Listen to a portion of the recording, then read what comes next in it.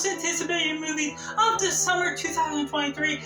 These concludes the movies coming between May and August. That's what I look at the summer as. So all of those, I'd love to know what you think are the most anticipated movies for summer 2023, so we can have a nice discussion down below talking about our differences and what we hope is going to end up on a good side of the spectrum.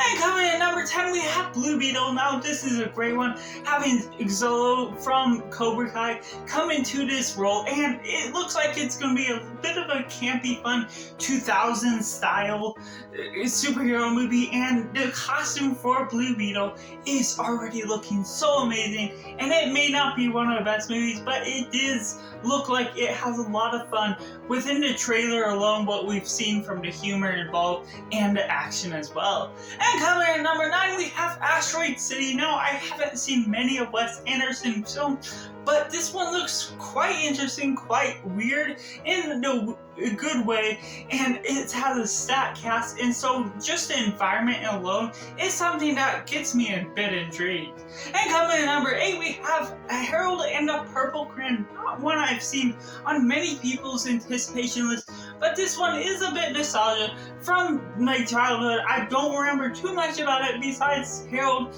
is this kid that whatever he draws comes to life with a purple crayon, and so something that's a simple presence like that taken into an animation form, I have a hunch that this one might be a big surprise for all of us. And coming in at number 7, we have Spider-Man Across the Spider-Verse. Now, while I wasn't a major fan of the original of Spider-Man Into the Spider-Verse, I do still appreciate the animation style done for it. Spider-Man is still one of my favorite superhero heroes of all time, so I just really anticipate something good to come out of it, especially with just this being a part 1 and going deeper and deeper into the Spider-Verse, where we're gonna get a lot of fun jokes, great animation, and just a blast of fun.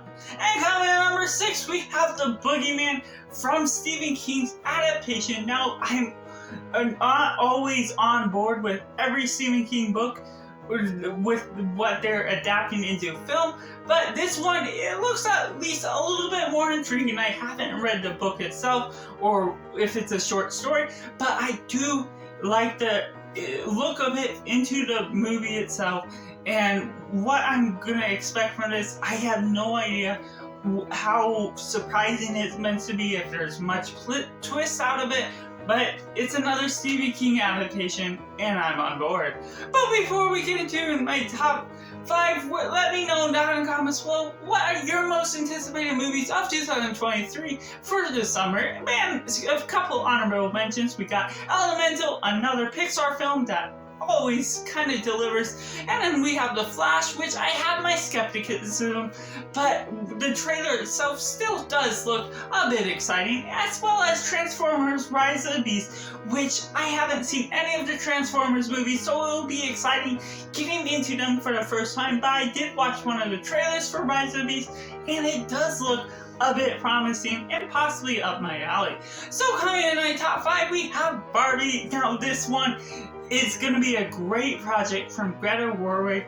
I'm just really intrigued to see what all comes out of it, how well they pull it off. It looks like a mix of just can be fun as well as serious drama type of role, and it's just something so interesting that the oddity of bringing Barbie into live action just is a weird concept, but I feel it's what we've seen from the trailer so far, it's gonna be pulled off quite well. And coming at number 4, we have Mission Impossible Dead Reckoning Part 1.